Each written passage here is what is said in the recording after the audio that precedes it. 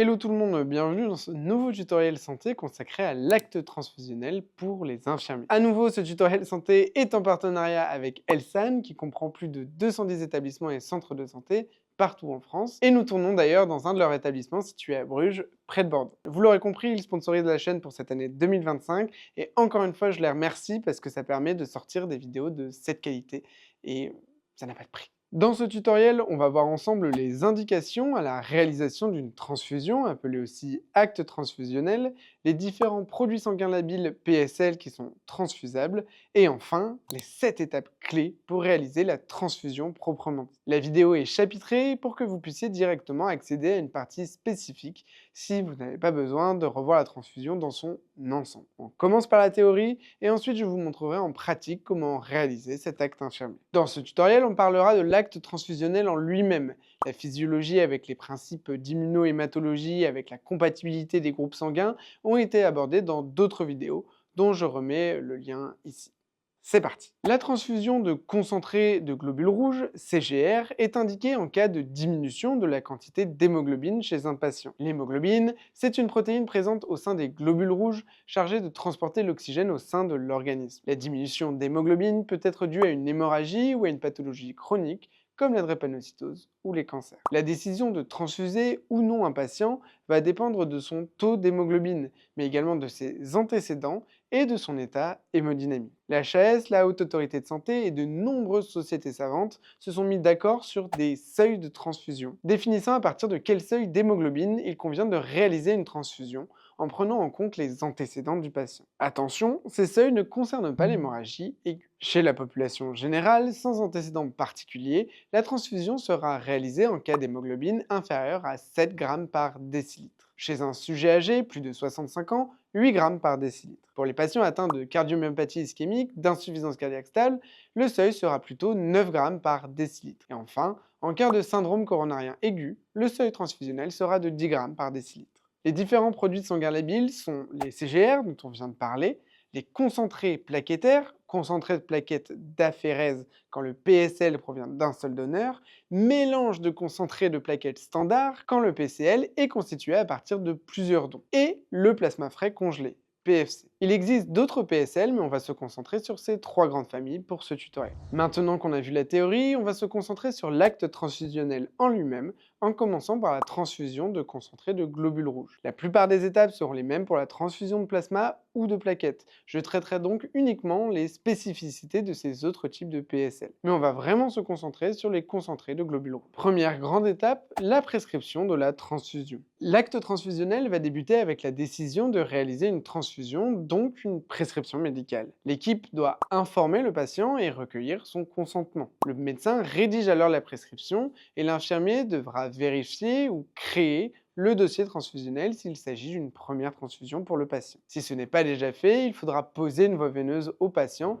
en évitant le pli du coude si ce dernier est susceptible de plier le bras au cours de la transfusion. Hors urgence, un cathéter de calibre 20 gauge suffit largement pour la transfusion. N'allez pas poser systématiquement des 18 voire des 16 gauges à vos patients. En revanche, il est recommandé de passer la transfusion sur une voie veineuse dédiée. Parlons maintenant des examens pré-transfusionnels. Avant de réaliser une transfusion et pour pouvoir commander le sang, il est obligatoire de réaliser un groupage sanguin si celui-ci n'a pas déjà été réalisé. En cas d'absence de carte de groupe, il faut donc réaliser 2 analyses sanguines, appelées double détermination, à 2 moments différents. Il faut également réaliser une recherche d'anticorps irréguliers, les fameux RAI. Cela vise à détecter des anticorps qui pourraient réagir avec les globules rouges transfusés. Les résultats des RAI vont influencer la préparation du PSL qui sera transfusé au patient. Ces anticorps peuvent apparaître en cas de transfusion antérieure ou de grossesse par exemple. La validité des RAI est de 72 heures et peut être portée à 21 jours si le patient n'a eu aucune situation d'immunisation dans les 6 derniers mois. Pour certains patients, d'autres examens spécifiques devront être réalisés,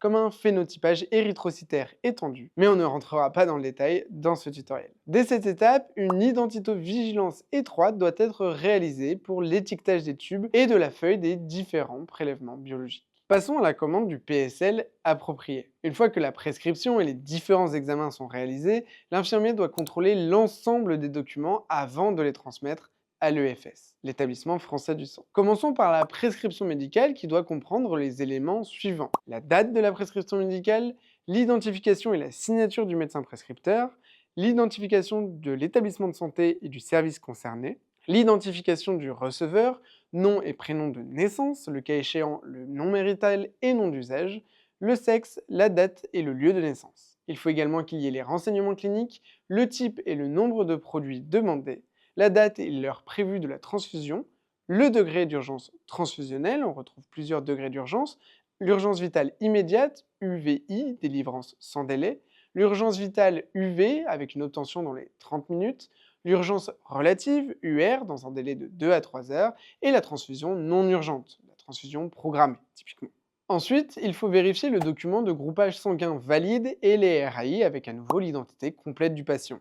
Les 2 déterminations du groupe sanguin, issues de 2 prélèvements distincts, avec la signature du biologiste du laboratoire, et comme on l'a dit, des RAI de moins de 72 heures ou 21 jours dans certains cas. Les PSL vont être acheminés jusqu'au service et on va s'intéresser à l'étape de la réception. À la réception des PSL, l'infirmier doit vérifier la conformité des produits afin de s'assurer que le conditionnement et le transport ont été réalisés dans de bonnes conditions. L'infirmier doit donc tout d'abord contrôler le produit, le nombre de poches reçues, la nature des poches, la date de péremption, l'intégrité des poches, la qualification et le groupe conforme à la prescription médicale. Il doit ensuite faire la fameuse vérification croisée entre 3 documents: la feuille de délivrance, la prescription médicale et la carte de groupe sanguin, en vérifiant que l'identité est la même sur les 3 documents. Il faut ensuite faire une vérification croisée du groupe sanguin entre la carte de groupe, la feuille de délivrance et le culot globulaire.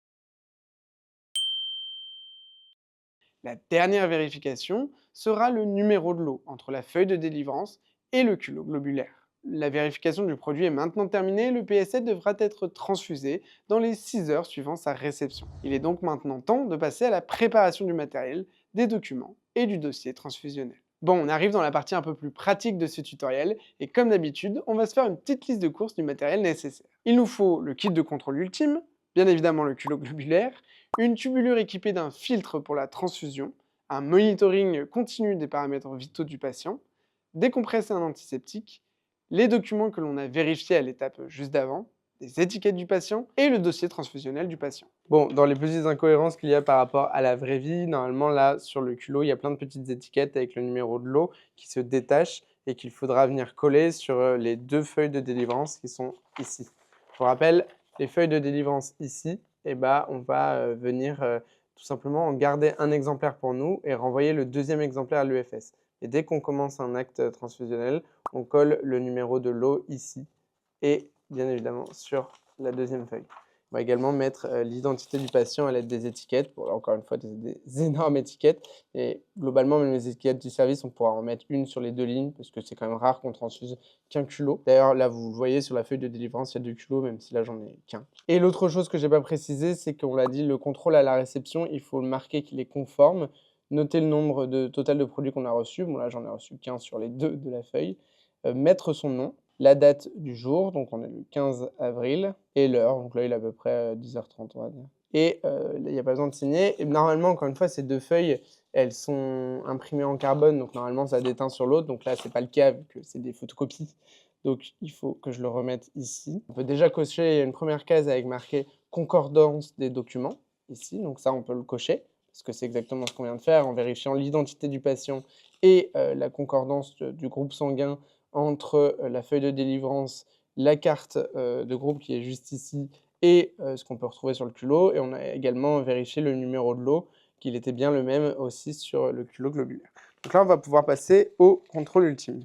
On se lave les mains, on désinfecte son espace de travail comme d'habitude et on peut passer à l'acte transfusionnel en lui-même. L'infirmier doit vérifier auprès du patient son identité complète en lui faisant épeler verbalement. Il doit s'assurer que le patient a bien compris l'acte transfusionnel et qu'il doit signaler tout signe inhabituel, que ce soit douleur, des frissons, une gêne respiratoire, etc. Il faut ensuite vérifier les paramètres vitaux initiaux du patient ainsi que sa température avant la transfusion. L'infirmier va ensuite vérifier à nouveau la concordance des différents documents avec l'identité du patient. Il va ensuite être temps de réaliser le test de compatibilité ABO qui est obligatoire, même en cas d'urgence vitale immédiate. Donc on vérifie la date de péremption bien évidemment avant de l'ouvrir, février 2026. Donc on va l'ouvrir, hop, et on va venir ouvrir la feuille de contrôle. Et pareil, on élimine ça dans la poubelle qui est à côté de nous, bien évidemment. La carte, elle se présente comme ça, la carte de contrôle ultime, qu'on appelle aussi Bess Vincent. Tout de suite, qu'est-ce qu'on va faire? On va venir mettre une étiquette du patient. Je vais prendre la moitié de la feuille. Comment je peux faire ça? Ça, c'est du bricolage, ça. Ça, c'est beau. Hop, pareil, on colle une petite étiquette que l'on a normalement ici sur le bord du culot. On vient la coller ici. Déjà, si vous en avez jamais fait, toutes les instructions sont écrites ici. On va venir prélever une goutte du sang du patient, une goutte du culot, et on va ensuite venir faire réagir le sang dans les différents réactifs pour pouvoir déterminer s'il y a des antigènes A et des antigènes B. Ici, en fait, on a des anticorps anti-B, des anticorps anti-A, des deux côtés. Si jamais il y a une réaction du sang, par exemple, du patient avec les anticorps anti-A, c'est que la patiente a des antigènes A dans le sang. Et idem là, si ça réagit, c'est qu'elle a des antigènes B. Si jamais il y a des réactions sur les deux, c'est-à-dire que la patiente est de groupe AB, ce qui ne serait pas cohérent avec sa carte de groupe. Et idem de l'autre côté. Donc du coup, ça, il y a plusieurs modèles de cartes. Celle-ci, on vient placer une goutte du patient ici, une goutte du culot ici. Et donc on va commencer par cette étape. Et magie, vu qu'on n'a pas de patient, je vais taper dans mes mains et le sang va apparaître. Donc voilà, on a prélevé une goutte de sang du patient grâce à ce petit dispositif qu'on élimine dans une boîte à aiguilles. Et on a prélevé sur la poche du patient, on met ce dispositif juste ici. On prend normalement sur les poches de sang, il y a des petits accordéons ici, des petits boudins, qu'on appelle ça, on en prend un. Et on vient directement le percuter ici, et paf, ça donne la goutte du culot globulaire. Donc ici, on a bien une goutte du sang de ce faux culot globulaire, mais qui est de O positif, on va donc le vérifier. Et on a ici une goutte du sang du patient. On suit les instructions, on va donc mettre une goutte de sérum physiologique sur chaque réactif, sur les anticorps anti-B et anti-A des deux côtés. Et on va venir le faire dans l'ordre, donc on utilise une spatule à chaque fois, donc là on prélève un peu de sang ici, et on va venir le mélanger, hop. On mélange bien comme il faut, et on élimine celui-là. On fait la même chose, on prend une nouvelle spatule, on refait dans le deuxième réactif. Donc déjà, qu'est-ce qu'on observe? Ici, on a bien une réaction avec les anticorps anti-A, pas de réaction avec les anticorps anti-B. Vous voyez, la réaction, c'est ces petites agglutinations qu'on a, ces petits points rouges. Bien que ça réagit, donc le sang est bien de groupe A+, vu qu'on a une réaction avec les anticorps anti-A. Maintenant, on va éliminer de nouveau cette spatule et on va aller faire réagir le sang du culot.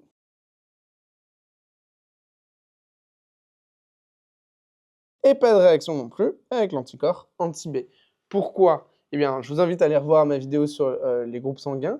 Et en fait, tout simplement, le groupe O n'a pas d'antigène A ni d'antigène B à la surface de ces globules rouges. Donc, il n'y a pas de réaction avec les anticorps anti-A et anti-B. On a fait la vérification. Maintenant, on va pouvoir mettre ici qu'on a une réaction, pas de réaction, pas de réaction, pas de réaction. Donc, le patient est bien de groupe A, le culot est bien de groupe O.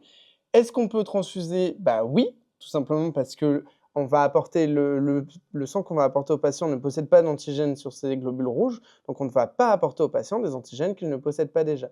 Donc oui, on peut transfuser. Hop, je retourne le document histoire de mettre la date. On est bien le 15/25, il est 10h45, je signe.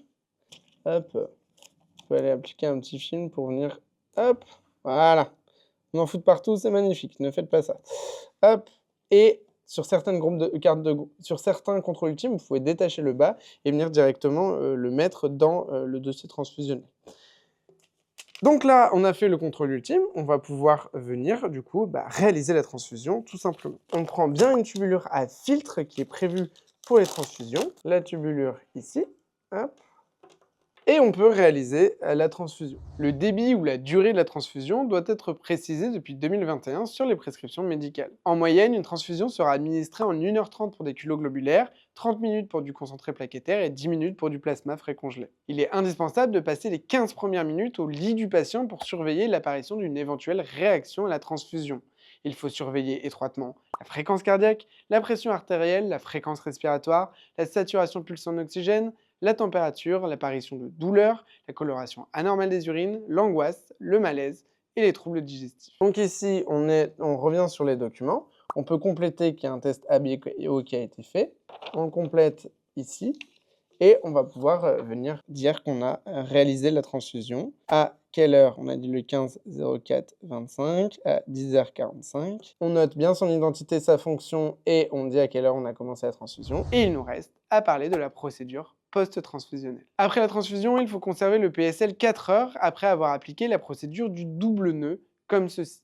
Cette méthode est réalisée pour éviter le reflux du sang du patient dans la poche au moment du débranchement, pour ne pas fausser les analyses en cas d'événements indésirables au cours de la transfusion. L'ensemble des paramètres vitaux et des événements survenus au cours de la transfusion doivent être notés dans le dossier transfusionnel. Et une copie de la feuille de délivrance des PSL doit être conservée à l'intérieur. Une étiquette de chaque PSL transfusé doit apparaître dans un tableau récapitulatif présent au sein du dossier, ainsi que les différentes ordonnances, les résultats des RAI, etc. À la sortie du patient, il est obligatoire de lui remettre une ordonnance pour réaliser des RAI 1 à 3 mois après la transfusion. Comme je l'ai dit, ces différentes étapes s'appliquent également pour la transfusion de plaquettes ou de plasma, hormis l'étape du test de compatibilité ABO qui ne concerne que les culots globulaires. Concernant la concordance avec le groupe sanguin pour le plasma frais congelé, il y a des spécificités que je ne détaillerai pas dans cette vidéo. Il faut juste retenir que le plasma frais congelé transfusé sera le miroir du groupe sanguin